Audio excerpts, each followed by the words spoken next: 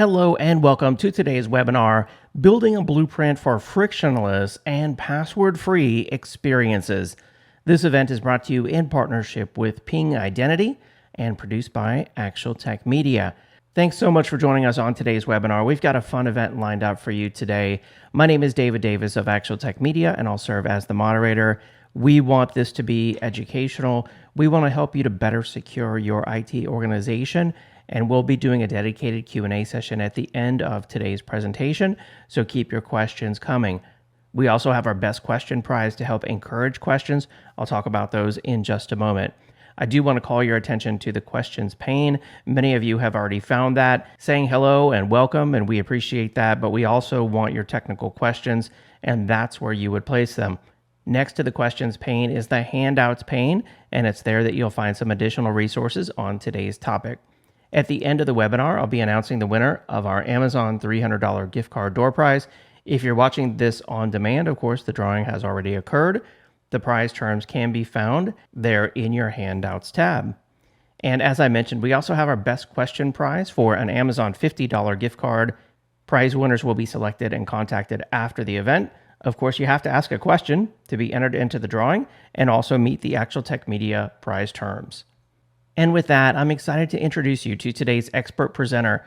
Welcome, Mr. Aubrey Turner, Executive Advisor at Ping Identity. Aubrey, it's great to have you back on. Take it away. My name is Aubrey Turner, and I am an Executive Advisor at Ping Identity. My career in cyber and identity access management spans approximately 20 years with stops at Deloitte, Optiv, and now Ping Identity. So this is my session. The title is Building a Blueprint for Frictionless and Password-Free Experiences. My aim for this presentation, and thanks in advance for attending, is for you to learn how to deliver frictionless user experiences.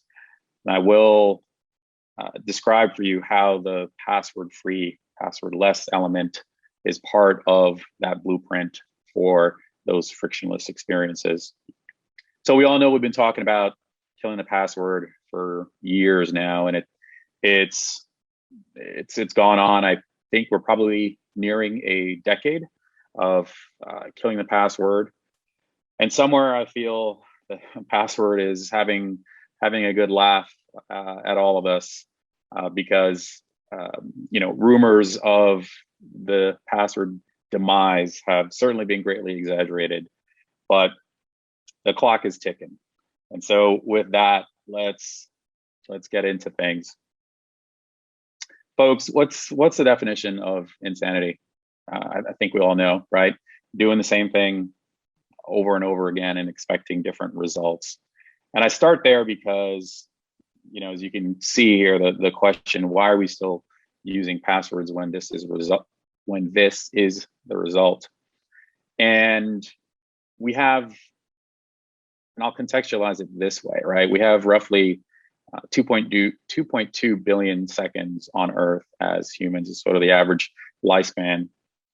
And I don't know, probably somebody does, how many we spend creating and entering complex passwords. And typically what's a poor user experience when breaches are still happening. So we know the result. So sort of, 1 + 2 = 3. It's almost a formality at this point. And, in order to secure things in the world we live in now, we've asked users to follow strong, complex password policies, retain and memorize, probably well over 100 passwords between, your professional and personal lives. So it's a lot of passwords, and we're still getting poor results. So we all know sort of breaches are still happening. You guys know that. I don't necessarily need to tell you that, but this is important to frame the conversation and continue to contextualize things as we kind of move through this presentation. To put it another way, right? This would be like eating fast food every day, and expecting to be healthy, and going to the doctor and expecting sort of better results. And I know there's always that one person that basically you and I know somebody, right, that eats I don't know, bad food, way too much, red meat, high fat diet, whatever it is, right? Eats poorly in the grand scheme of things, and shows up at the, it's like chili dogs every day, and shows up at the doctor and is a picture of perfect health. That's not this. That's not this. So again, right? Our time is precious, and we've been using these passwords, since the password as we know it sort of came into being. Just so right around 60 years. I think the password birth date is somewhere in the early 60s, and so again, terrible things continue to happen. And so the next question, right, and you probably figured this part out as well, is why is passwordless adoption so slow? Well, there are a few reasons. So one, passwords, they're easy, relatively inexpensive to implement, and we are incredibly comfortable with them, right? I just mentioned that they've been around since the 60s. Put it another way, right? Breaking up is sometimes really, really hard to do. And so we have legacy apps and technical debt, numerous types of business systems. Compatibility is something that I've heard, from people in the industry, businesses, organizations, concerned about will their systems be compatible with passwordless solutions. And then the other big thing, cannot be underestimated is fear of change. We as humans, we're creatures of habit, and change can be uncomfortable and uneasy and scary for us. I think that business book, Who Moved My Cheese, is probably a couple decades old by now, but that's a major sort of obstacle, right? And along with that, then we've got these different user scenarios. So if you can imagine sort of a given business that maybe has knowledge workers in a corporate office, and then other skilled labor in different facilities, global requirements, et cetera, et cetera. So we've got all these different user scenarios and use cases.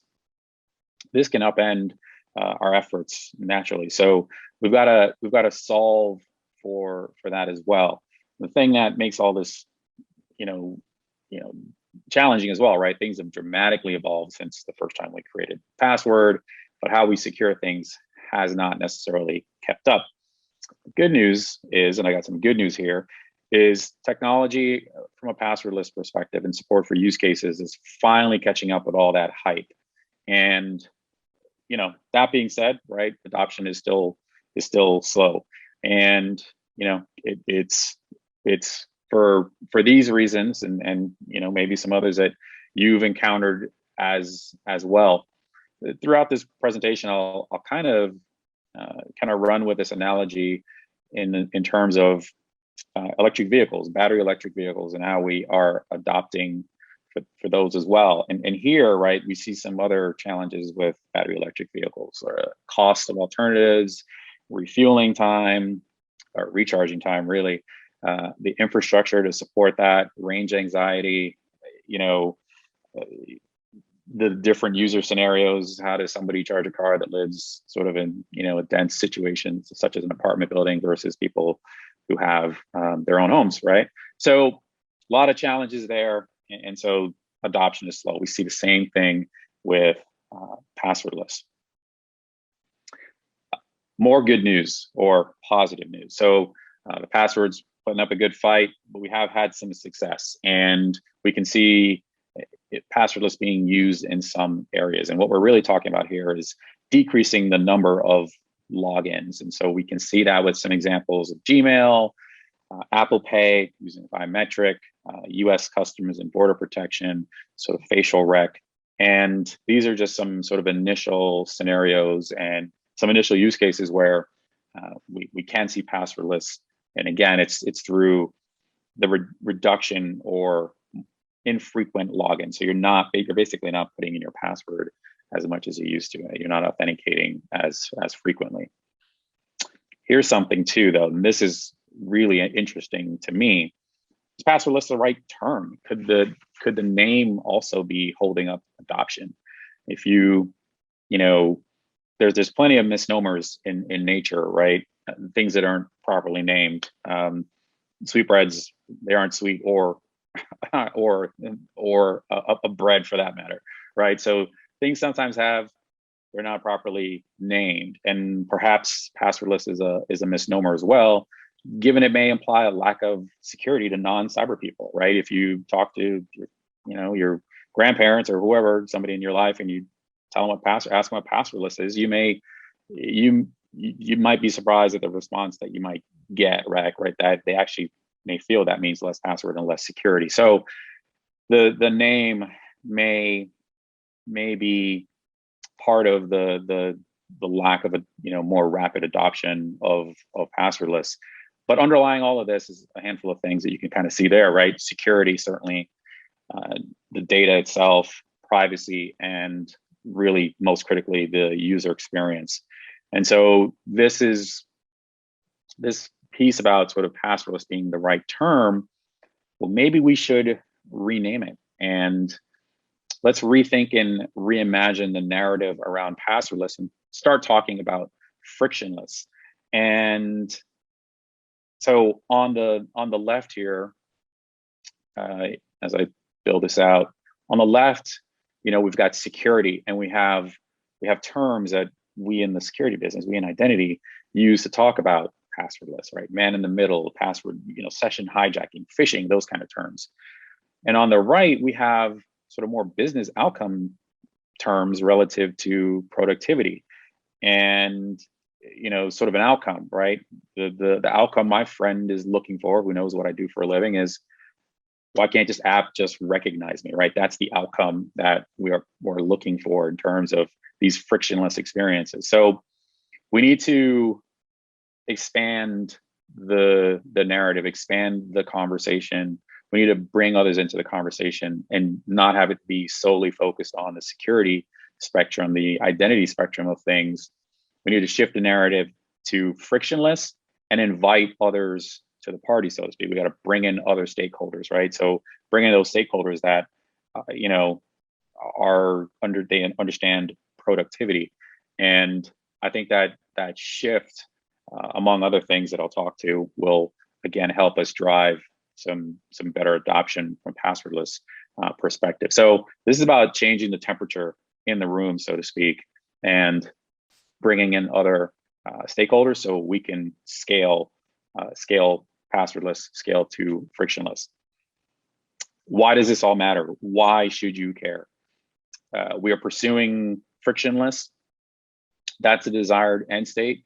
Again, to what one of my best friends says to me sometimes, like, hey man, why can't this app just recognize me? And underpinning all of that is certainly one, the user experience, right? And risk, and certainly intelligence. And those are things that I'm going to talk to here momentarily. But these passwordless experiences that lead us to these frictionless outcomes and frictionless user experiences is the desired state. We want people to participate in security. The more sort of unobtrusive and seamless it is, the more likely they are to participate. It gives us, again, surprise, delight, and protect me along that spectrum of things. So I mentioned frictionless. I mentioned I raised the point about changing the narrative. So what is frictionless? And it's these things here, right? We're talking about productivity, then we're talking frictionless, and vice versa, in my opinion. So it's fast, it's smart, it's intelligent, and it's convenient. And so those are sort of the key pillars in sort of this frictionless story. And fast and cost effective, right? We can get there through passwordless, taking us into frictionless user experiences. Think about when was the last time you programmed a VCR? Those don't exist anymore. Visited a video rental store. Those don't exist anymore. We have on-demand TV now, right? And that's frictionless and convenient. It's fast. And that's exactly, again, where we're headed. But as part of this, as we move to frictionless, it depends on adopting other factors, right? So something the password, and there's really like three factors: something something you have, something you are, something you do is location, time, behaviors, probably tied to something you have, a smartphone, device, et cetera, a security key. So you got to adopt these other factors. So if we eliminate the password, then we've got to drive adoption and increase adoption in those other factors. And so we reduce and eliminate the main culprit. Let's get to a point where we not even create them, right? But if we, and again, that's going to take time, but if we can't get there, then we can certainly minimize their use to start. And we minimize the use of passwords. We drive an increase usage of the other factors that are available to us. So you've come this far. So, and I appreciate you listening. So let me take you a little bit further and kind of give you some ideas about this blueprint and what this roadmap may look like to get to frictionless, right? We all need if we're going to change, we need a plan, a roadmap to get from point A to point B to D. So, I'll bring up that analogy again, right? And it's fitting because this images of a winding road, right? So if you think about Tesla and sort of their rise. Prior to Tesla, electric vehicles were not very attractive. They were slow. They were ugly, basically. Ugly, slow, small cars. And Tesla designed fast, attractive electric vehicles, with advanced features such as automated self-driving, incredible UI. They were also very, very safe and created supercharger stations so people could, again, begin to sort of feel more comfortable about the range of the vehicles and eliminate some of that anxiety. So basically, they aren't perfect. And I'll say this statement, it's one of my favorite, and I'll probably say it before I wrap up. We can't ask for perfect, but we can ask for progress, and that's what we're getting here. And that's what we're going to talk to now in terms of a roadmap. So this capability maturity that you're looking at, right? So this is all about leaning into capabilities, acquiring capabilities to build this frictionless future and lead us on that frictionless future, take us on that path. Start doing single sign-on and MFA. Many of you have leaned into this and possibly have mature SSO MFA deployments already. Continue to build on that. So one of my favorite sayings is, MFA everywhere, SSO everything, and great concepts to again lean into, build your maturity. But that's the first capability. Basically, you can't get to frictionless from here without having capabilities in that area. Then we move along that maturity. We'll biometrics, other authenticators begin to replace passwords. Standards, incredibly important. This is so that we don't continue to reinvent the wheel. Every time we add a new app or bring on new systems or acquire new hardware, we don't reinvent the wheel. So we're instead of doing heavy development, we're just configuring. It makes the process of addition and subtraction a lot easier for leaning into standards. And the standard here, the de facto standard for passwordless, is FIDO. Maybe you've heard of that. So you again, start with SSO, MFA, lean into that. This centralized, consolidated authentication model makes it a lot easier to create these journeys and sort of orchestrate this user journey from a frictionless perspective. Biometrics, standards, leverage standards, and then pour some risk and intelligence on that. And now you're cooking with gas, so to speak. So these are that risk piece is key to that frictionless user experience because, again, it's intelligent, it's behind the scenes. So we got to process these risk signals, make decisions, and create this frictionless outcome. So what you're looking at here is a snapshot of methods and really options for passwordless.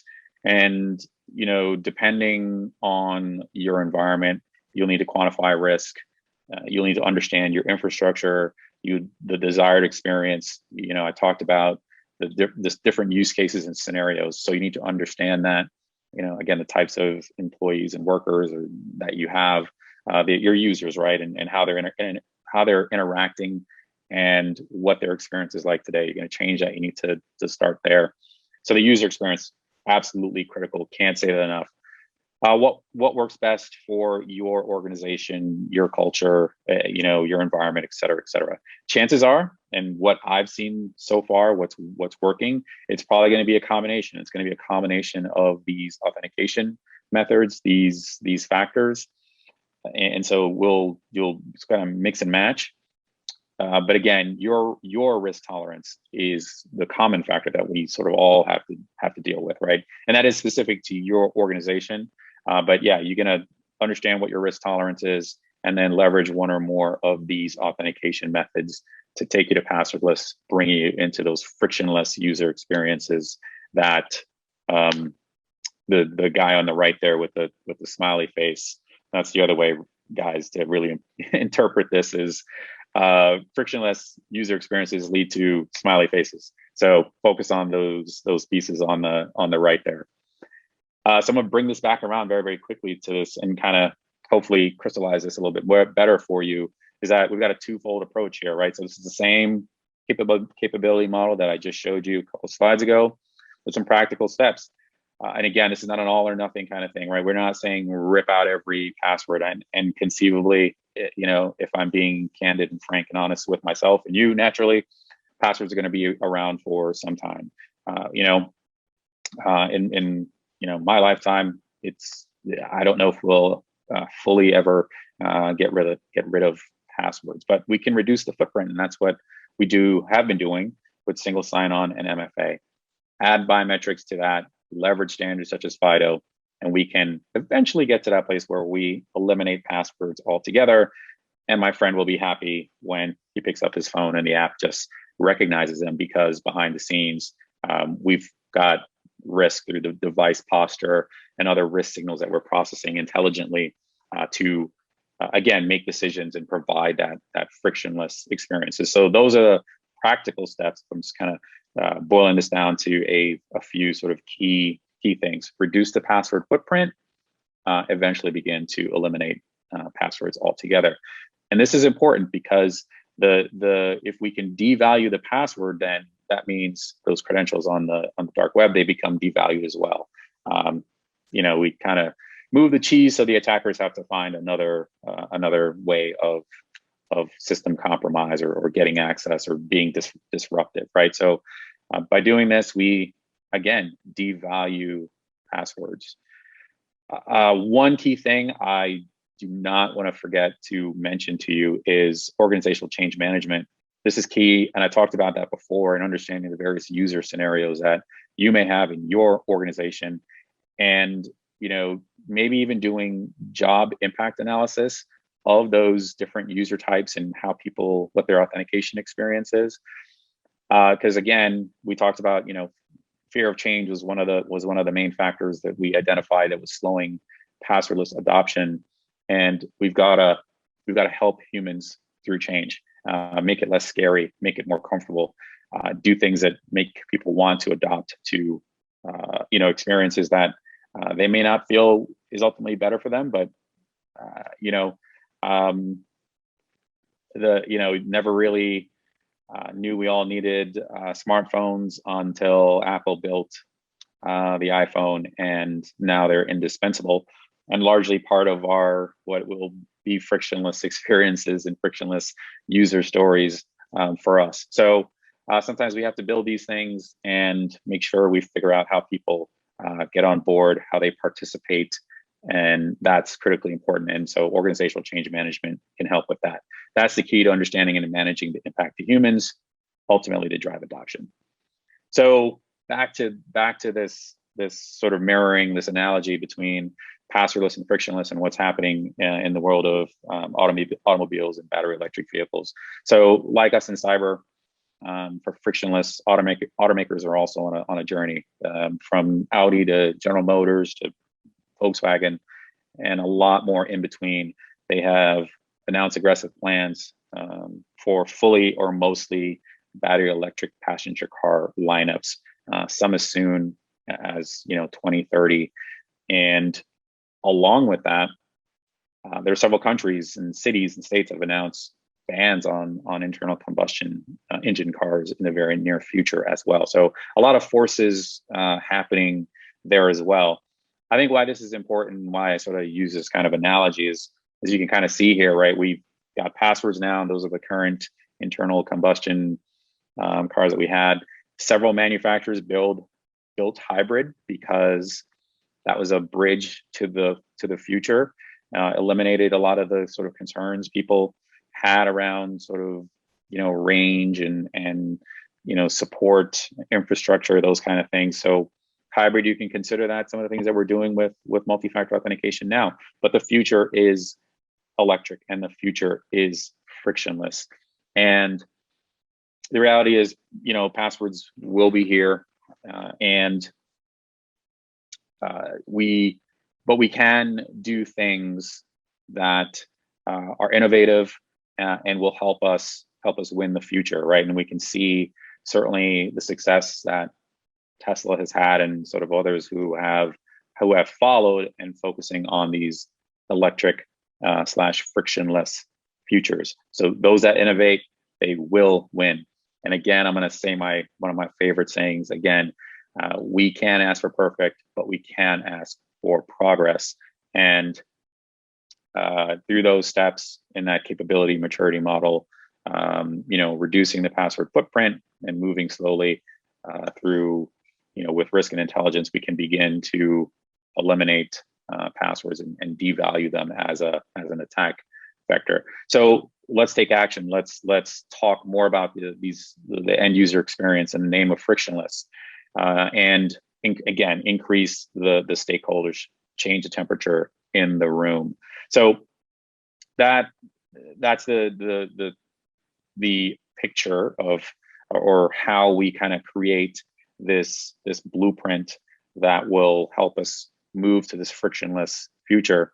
But a few parting shots, and then one call to action, or a couple call to actions rather, and then we'll wrap up. So again, I've said this already. I think it's okay to repeat it. Reduce, move to eliminate. Probably, again, practically speaking, this is the way to kind of move from passwordless, password-free to frictionless.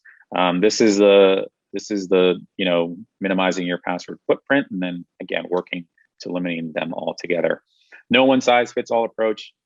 Sort of an obvious notion, but again, probably bears repeating. Each organization, as again I mentioned, that I've been talking to several different types of companies, and they all have sort of unique technologies. And this is not about being sort of what's the term I'm looking for? Where a snowflake, right? That's this is not like necessarily like, hey, everybody's a snowflake and we're all sort of individuals and unique. These are legitimate things where companies have made investments in all kinds of technology, and they have various user scenarios to account for. So how we deal with that and mitigate some of that snowflake kind of mentality and some of the ramifications of that, we just identify some specific success metrics and criteria, how we're going to measure this. And again, organizational change management, understanding the impact of these changes that we will make to people's authentication experience. That's how we deal with that. And I love this one here. True partnership equals scalability. I mentioned when we talked about changing the narrative from passwordless to frictionless, that'll invite other stakeholders. We're talking about productivity outcomes, not just security outcomes. And that stakeholder piece is important, because that's how we're going to scale and build and again win this frictionless future, so to speak. So then identify those internal partners, but also those external partners. So the ones that can cover all your apps and resources. Certainly find an executive sponsor for true organizational transformation. You probably have some digital transformation initiatives going on now. They've likely got an executive sponsor. The same idea here. So let's find a way. My call to action, like I said, is a couple of things, right? Let's give people back some of those 2 billion seconds, those precious 2 billion seconds, and and through this frictionless approach. So let's do that. And then certainly I would encourage you to reach out to Ping, certainly to continue the conversation. Let's brainstorm your use cases and talk through your use cases. And let's imagine your frictionless future and what that looks like. And again, get you on the path to winning this frictionless future. So with that, I really want to thank you for attending my presentation. I'll say it again, I encourage feedback and encourage you to reach out to somebody at Ping. We'd love to have these conversations. With that, take care, stay well, be safe, and thanks again. All right, excellent presentation, Aubrey. Thank you so much for that. A really fascinating topic here, moving to passwordless, password-free. I've just brought up a poll question for everyone out there that we're going to have on the screen while we take your questions. The question on the poll is, what additional information would you like about the Ping identity solution? And this is a multi-select question, so feel free to select more than one option there. Maybe you'd like to get a demo of how passwordless works exactly and get all your questions answered. That's the second choice there on the poll. So we appreciate your feedback. Aubrey, you ready for some of these questions? Yeah, sure, David. Can you hear me okay? I can, yes, sir. Yeah. All Outstanding. Right. So let's take first question here. They're asking about is, what recommendations do you have for selecting consumer-facing applications that can go passwordless? Yeah, sure. That's a great question. Certainly, before I answer that, just again first of all, thank our participants. Thank you for responding to the poll. There are some handout links there with some additional content for you to consume at your leisure. And again, certainly, I'll make that offer again to certainly contact some of the Ping to have these conversations. To answer your question, yeah, on the consumer side, if we're thinking about applications that can go passwordless, I would, and this I'm making some assumptions about the types of data organizations may be collecting about those apps, but ones that you maybe are experiencing abandonment, somebody puts some stuff in their cart and gets close to purchasing, but the next step may be to create an account or enter a password, and you're seeing that they are abandoning that transaction. We all get those emails, right? That seem so clever. Hey, you left something in your cart. Do you want to continue this? So if you're tracking that kind of data, applications, we certainly have a lot of users. Like, what are your most popular consumer-facing applications? Things that whereby you may have a lot of account recovery, where either through automated means through the web or mobile, or they have to call an actual help desk to talk to somebody to actually recover their account and get access. So churn, the abandonment factor, help desk calls, any of those types of metrics that hopefully you're tracking, and there could be some other ones as well that I'm not that aren't coming to me at the moment. But I would think those elements, those attributes of those consumer-facing apps would be good targets for good candidates for going passwordless. And no, I almost forgot. I almost forgot. Probably one of the biggest, most important ones is ones where you're experiencing fraud. So certainly, if you're experiencing account takeover fraud, and there are a whole number of metrics associated with account takeover fraud, synthetic identities, stolen data, and a bunch of other things, right? So that's another category of elements or attributes that you can be tracking and say, this consumer-facing app would be a good target or good for passwordless because we are experiencing a lot of account takeover fraud due to credential replay, credential stuffing, credential injection, all those types of things. Excellent. Yeah, thank you for expanding on that question there. Another question I like this one from Jonathan, who's asking, how can my business protect privacy um, since frictionless passwords use Face ID and biometrics? Any advice on that? Yeah, that's an excellent question, and there are a whole host of things, and I'll start with a disclosure I've made several times is I'm not I'm not an attorney, and while I do hold the certified information privacy professional designation. That's from the IAPP for anybody that's familiar with that organization. So I've spent some time in privacy. I'm not an attorney. What I would say is certainly some of that depends on how you've implemented and how you're using those biometrics. There is growing, and then this is certainly needs to be acknowledged, right? Certainly growing concern over the use of biometrics and how they're being used, the purposes, and things like GDPR and CCPA. Those are all factors. So one of the stakeholders, and I talked about stakeholdering in the presentation, in order for this to scale, we need to have the right people in the room, right? And certainly your privacy and legal teams would make sense. There is a part of the benefit of the FIDO standard, which again is becoming it kind of is, right? I'm not aware of any other standards for sort of biometric authentication or biometric passwordless authentication. FIDO is the de facto standard. One of the benefits of it is that the biometric actually never really leaves. It never leaves the device.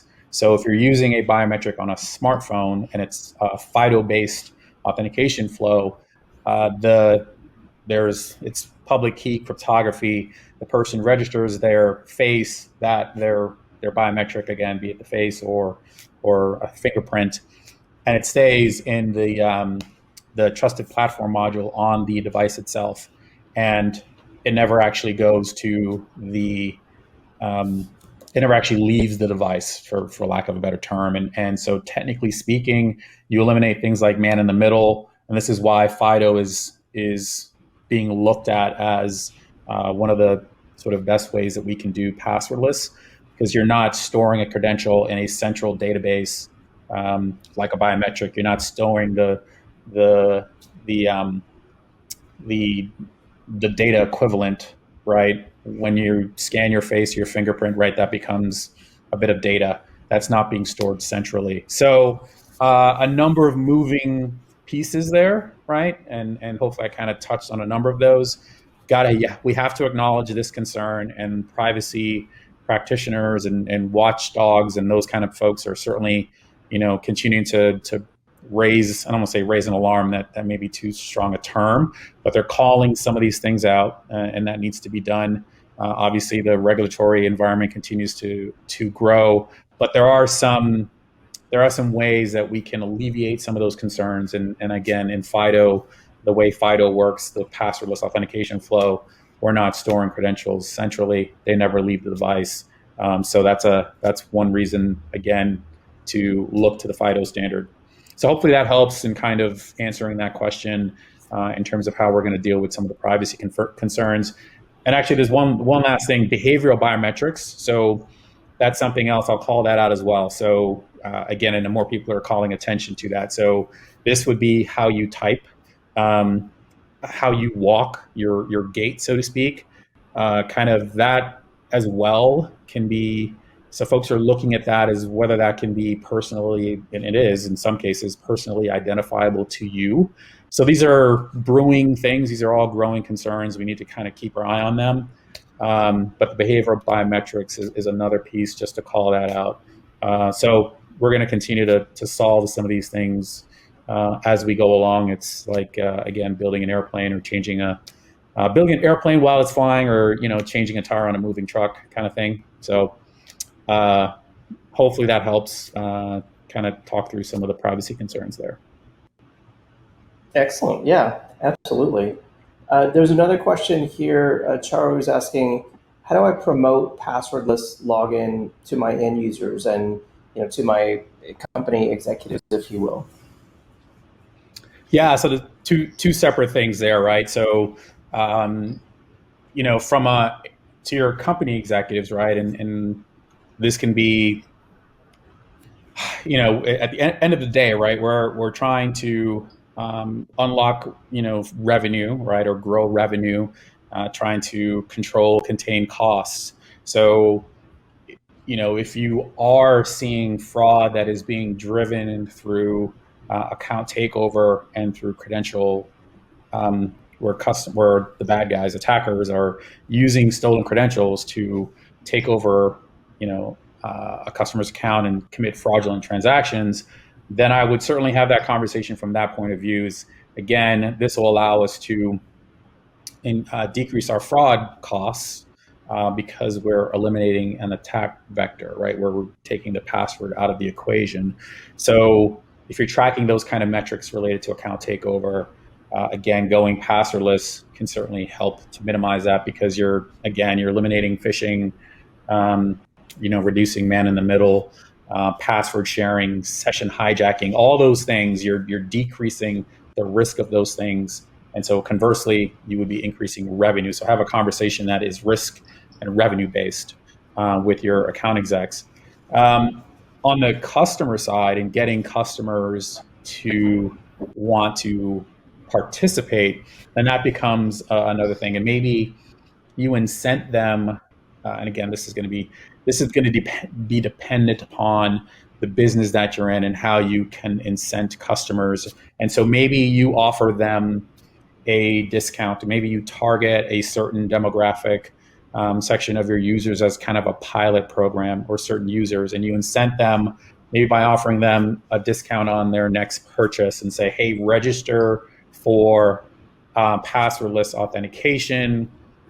Maybe you can even attach FAQs and tutorial videos, give them an idea of how it's going to work, and then some kind of we are incentive driven, right? So if we present an incentive or a better option, as well as talking to them about security, we see a lot of this right now with what Apple's doing and how they are making somewhat of a stand on privacy. And whether you believe it's for the benefit of Apple's customers, or if it's altruistic, or more, or something less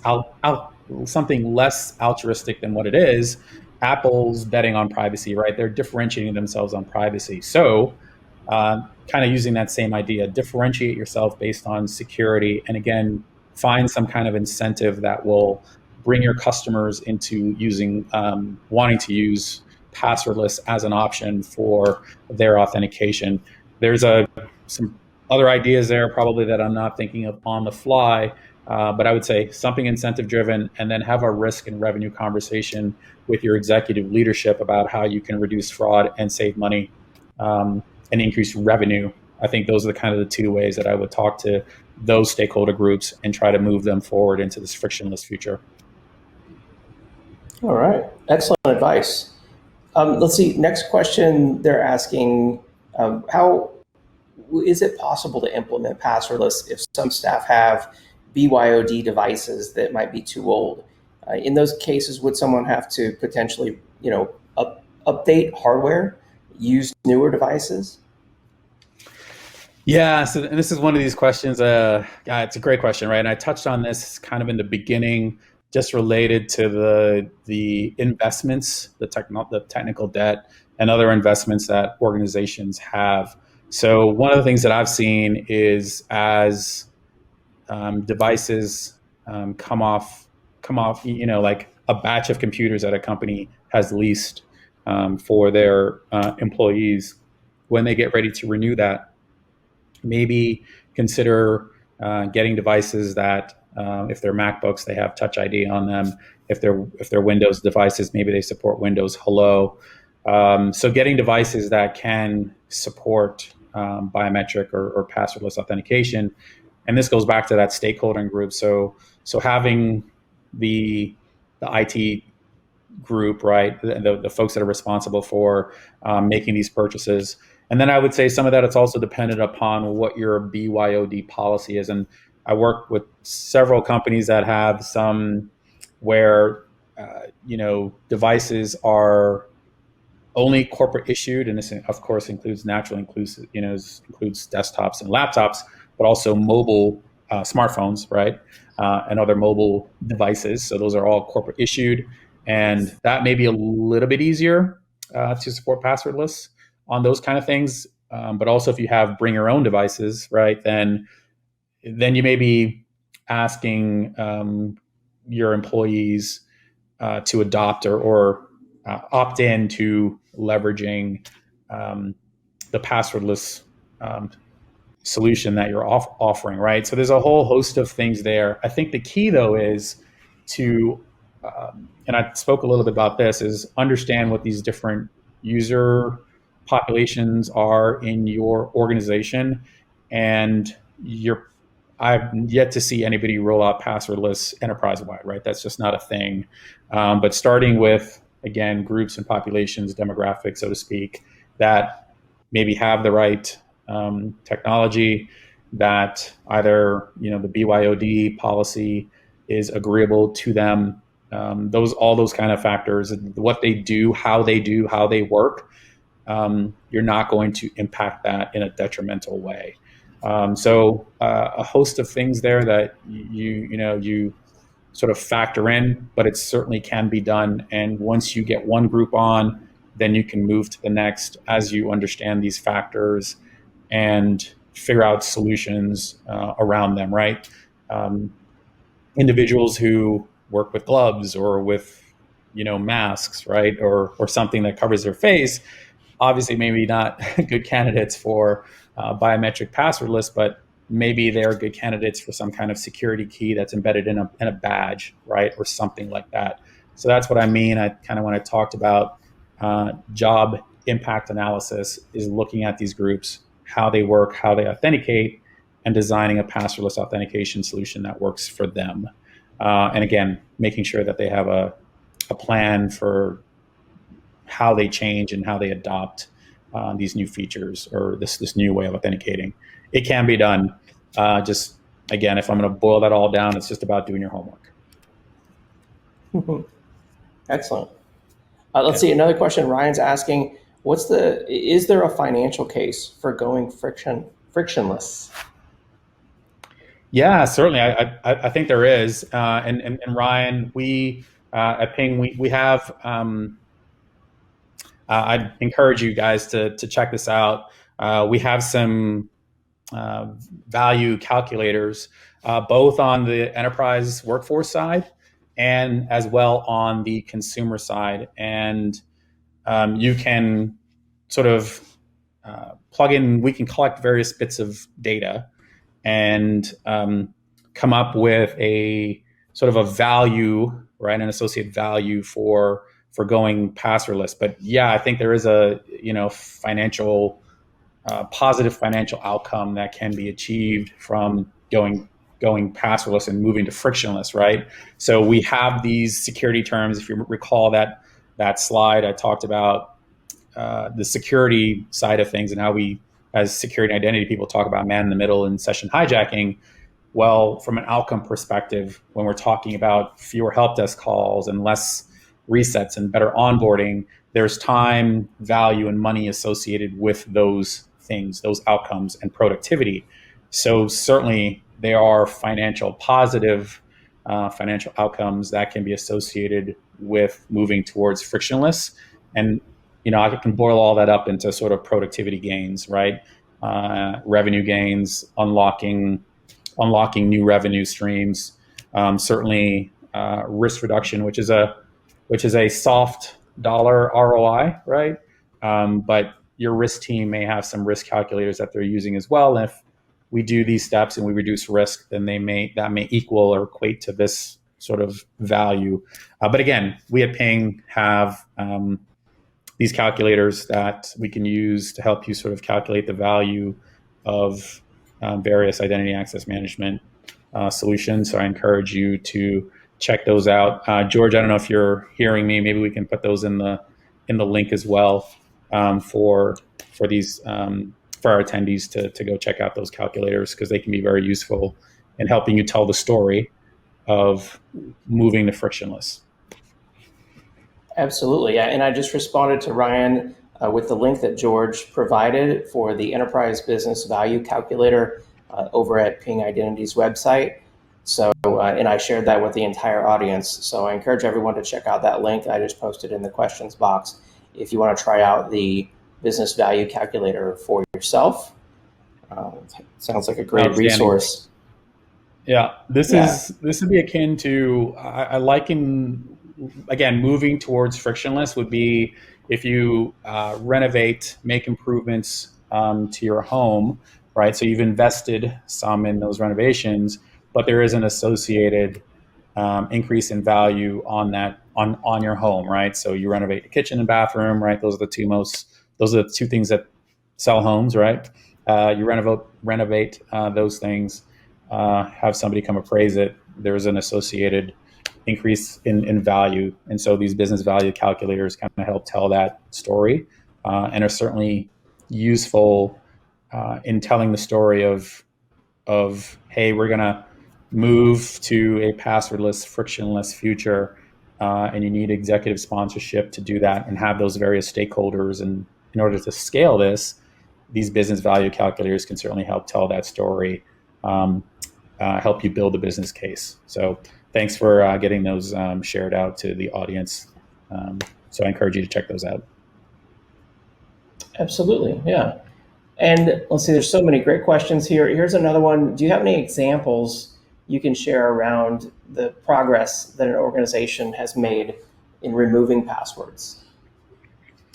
Yeah, so can't really mention any names, but certainly we do have some customers that are leveraging elements of risk to kind of extend sessions, right? And if again we're on this passwordless, right, journey, recall that we're talking about, even to start, where we're not eliminating passwords off the bat, we're reducing authentications, right? And that definitely counts towards moving towards passwordless, password-free, frictionless, right? So we do have some organizations where they have taken those initial steps, and we have long-lived sessions. So we are asking you to authenticate less. Certainly, those of us that have selected the Face ID option, when we, on your Face ID, and I forgot the equivalent Google version, you can probably tell that I use an iPhone, but that authentication where the password is still there, right? The password still exists. We haven't eliminated the password. It's not password free, right? But that app, you can use Face ID to authenticate to the app. There's several, right? There are many organizations that are doing those kind of things, in addition to leveraging risk to, again, sort of have this calculation of, we won't ask you to authenticate every time you want to use the app. We have intelligence behind the scenes that's looking at all kinds of factors and making a decision, doing some calculus as to whether you should authenticate again. We need to challenge you for that credential. So that's happening, and there's several examples of that. Forgive me if I can't mention any specific names just on this particular call. But yeah, certainly encourage you to talk to us. We can have some deeper conversations and shed some more specific light on some of those things. But hopefully that's enough insight in this forum to address that question. Absolutely. Yeah. All right. Well, I know we're starting to run out of time here on our webinar event. And I mean, there's so many questions out here. I'm afraid we're going to have to get back to the remaining questions electronically. I do want to remind everyone, don't forget about the poll question that's on the screen there. If you haven't responded to that yet, we do appreciate your feedback. And of course, don't forget about the handouts tab as well. It's there that you'll find links to Ping Identity, passwordless resources, getting started with Ping Identity and passwordless authentication. All three links right there. If you just click on those, that'll open up a new browser tab or window, and you can check it out after the event. Aubrey, it's been great chatting with you. I learned a lot about passwordless. I always do when we talk. So thank you so much for being on the webinar today. Hey, David. Yeah, thanks again. Always great to collaborate with you. Again, and as a call to action for the attendees. Well, first, I'd like to thank you all for attending. So awesome to see such a great turnout. Really appreciate that. Can't say that enough. And again, encourage you to reach out to Ping. If we didn't get to your question, we'd love to answer those. And let's help you imagine your frictionless future and take some steps along that capability maturity model. So, thanks, much appreciated. And David, back to you for any last things before we wrap up. Absolutely, yeah. Thanks, Aubrey. We really appreciate it. Thanks to everyone for being on the event today. We appreciate your time. Hope that you learned a lot. Don't forget about the poll. They're still on the screen. I'll leave that up while I announce our Amazon $300 gift card winner. This is going out to Derek Lining from California. Congratulations, Derek Lining from California. And we'll also reach out to our best question prize winner as well. Thanks to everyone who joined us on the webinar today. We'll see you next time. Hope you have a great day. Bye-bye.